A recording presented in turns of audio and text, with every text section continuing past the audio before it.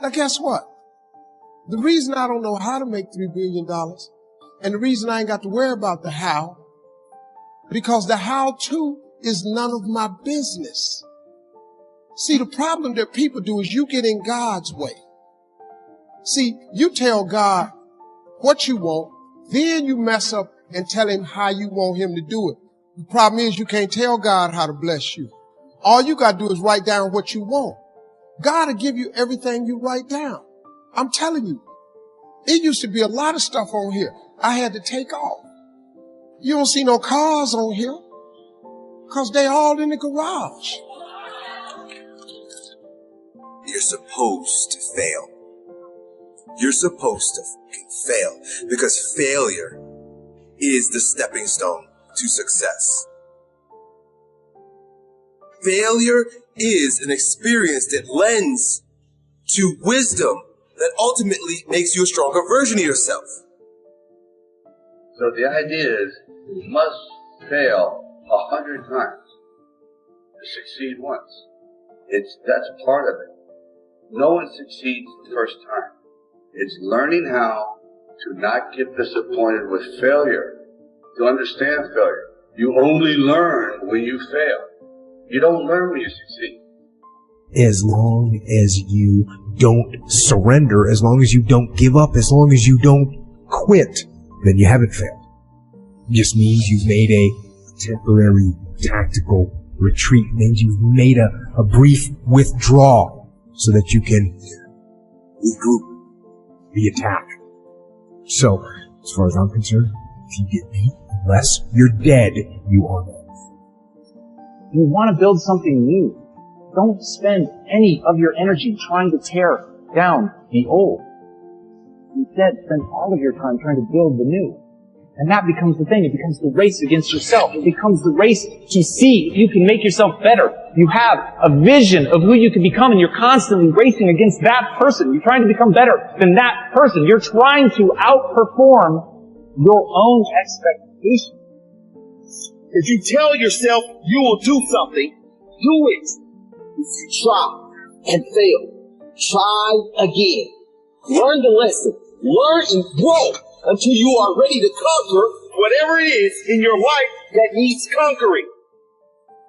When you can do that, when you can set a bar that is ridiculously high and then become somebody capable of surpassing that, then, and only then, will you become the person you were meant to be.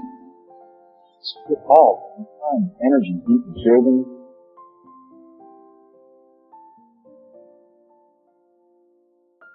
I've told people to learn to use a schedule.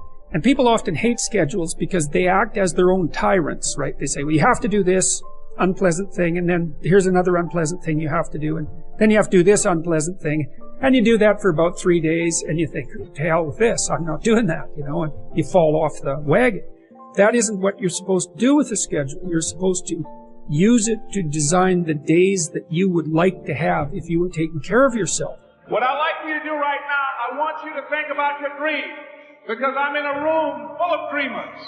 Think about your dream right now, what you think about it, and envision it. Dreams without goals are just dreams. Make a list of 101 things you want to achieve before you die.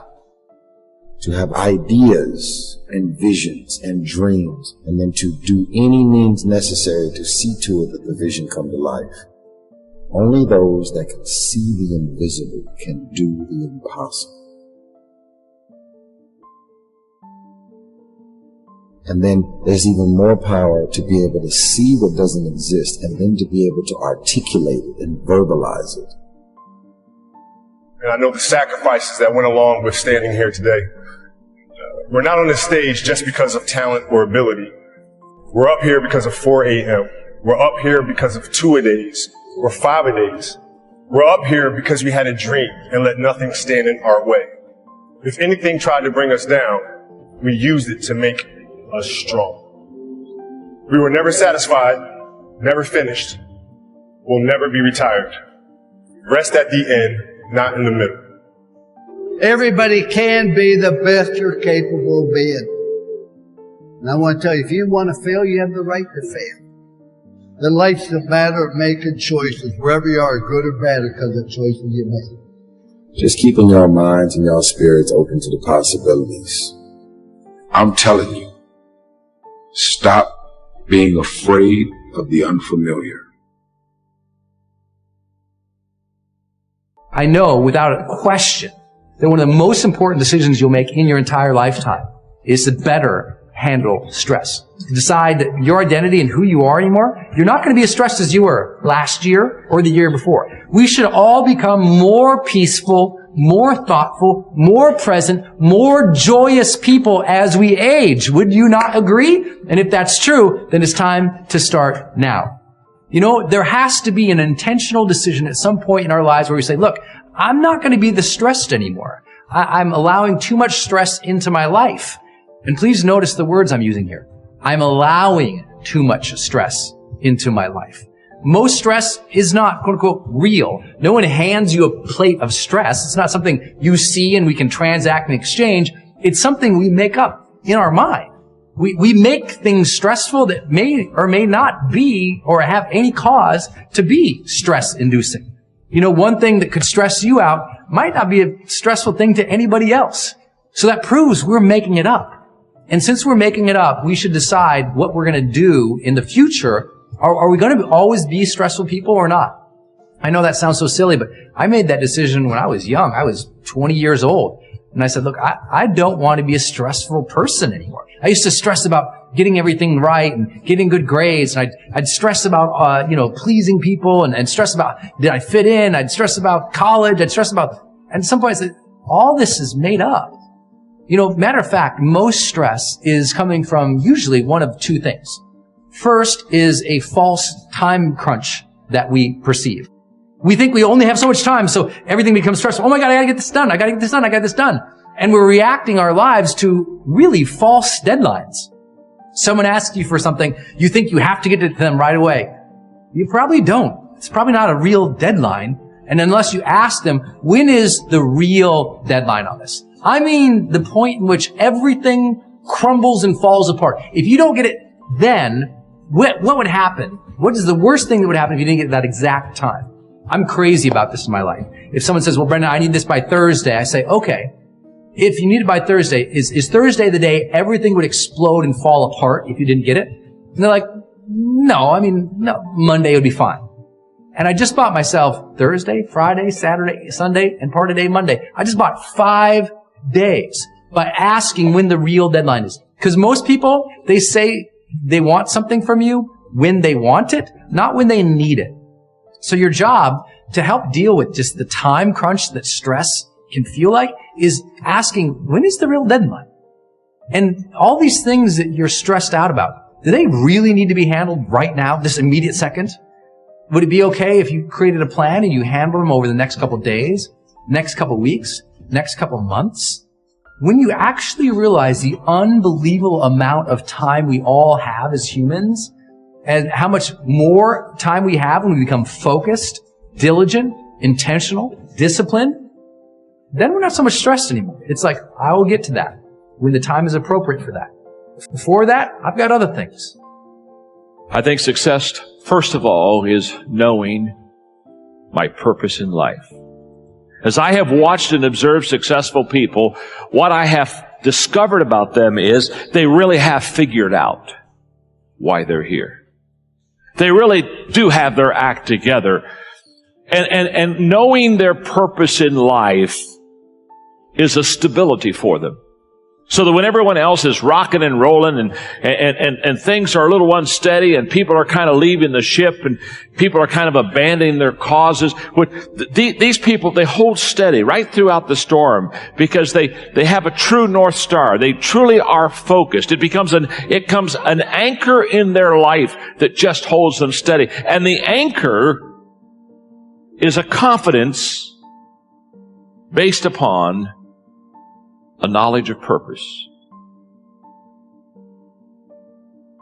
Someone said that there are 2 great days in a person's life: the day that they are born and the day they discover why. How would you tell us to develop a habit of curiosity. Well, you know what? People do look at me and see me as creative because I've written so many books, and I am curious. But when I started off in college, in my freshman psych class, they gave us a test that for each student to take on creativity. And there were 17 in that class. I can remember it well. And I was at the bottom of the class on creativity. I mean, I was like number 17 out of 17. And what the teacher posted the scores. And so, I mean, I saw how bad I was. And then I really felt bad, not only because I wasn't creative, but I was going to go pastor, I was going to go into ministry, I was going to teach, I was going to do sermons. And then I got to thinking to myself, I'm going to be another boring preacher.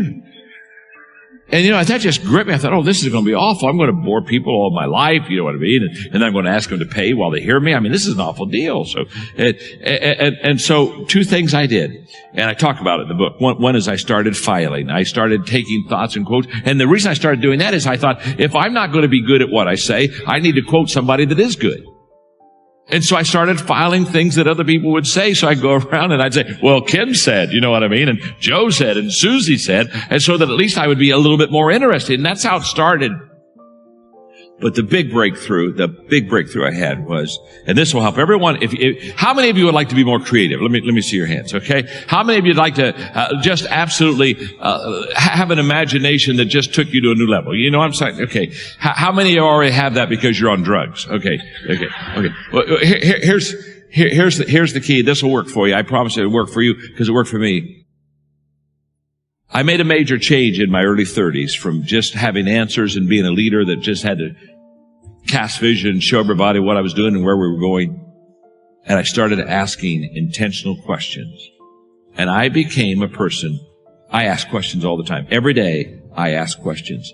And I have found just asking questions will take you on exciting journeys more than anything else. You excel in that, Ken. I've watched you over the years. You'd excel really in that. But for my early years, I didn't ask enough questions, and so therefore, I didn't get enough ideas and thoughts from others. So when people say, I want to be more creative, what's step one? Step number one is ask more questions. Just go to people and start asking questions. It's amazing what you'll learn. There are times that life deals us such a blow that we feel empty, we have nothing left to give. We started go out good. We were passionate pursuing dreams, but we lost love. One, the business didn't make it, unexpected, lineless. Illness, now we feel empty. The beauty of our God is He has nothing going to leave you empty. He knows when life has been unfair. He knows when you don't feel like you can do on. He comes to the empty places. He has strength for the weary, fresh vision, fresh anointing. Even now God is breathing on your life. You are about to come out of that empty place. Things are shifting in your favor now. Doors are about to open. The right people are about to show up. You are going to see a sign of God's goodness leading. You know that He is about to tip the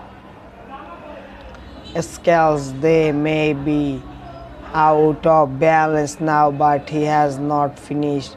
He has some coming